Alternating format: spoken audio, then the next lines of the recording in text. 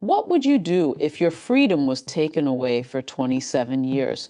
What if the people who jailed you expected you to come out full of hatred, but instead you came out with forgiveness? This is not fiction. This is not imagination. This is the true story of Nelson Mandela, a man who was called a criminal before the world called him a hero.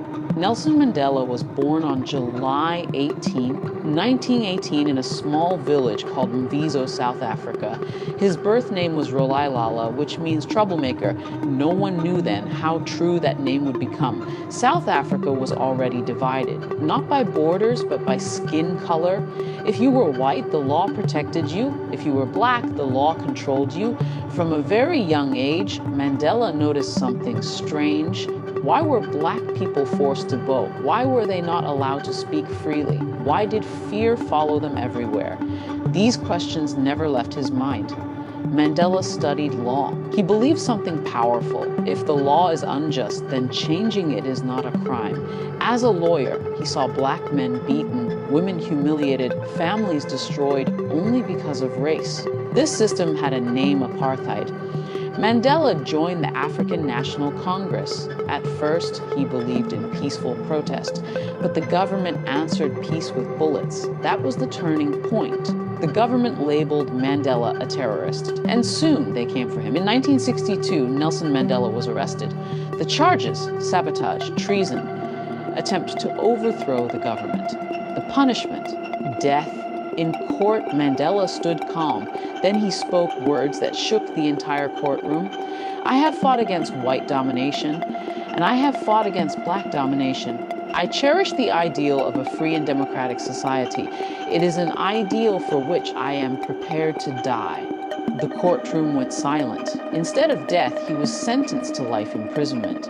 But life imprisonment meant something else. Mandela was sent to Robben Island prison, a tiny cell, cold floor, hard labor under the sun, no privacy, no dignity. Prison guards treated him like an animal.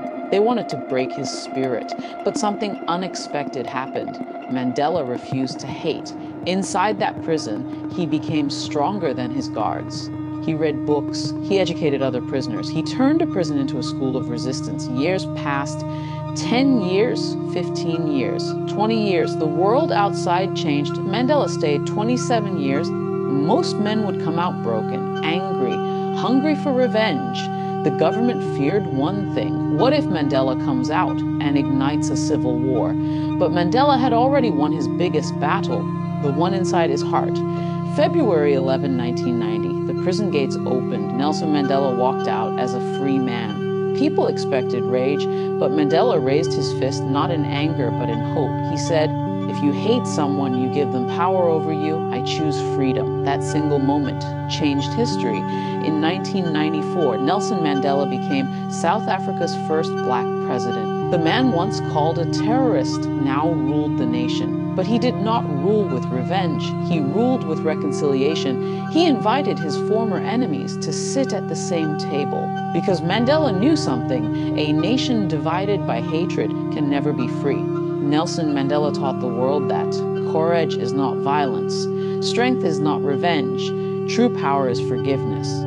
He once said, "I never lose. I either win or I learn." Mandela died in 2013, but his message still lives, because as long as there is injustice, his story will remain alive. Nelson Mandela was imprisoned for 27 years, yet he freed millions. That is the power of an unbreakable soul.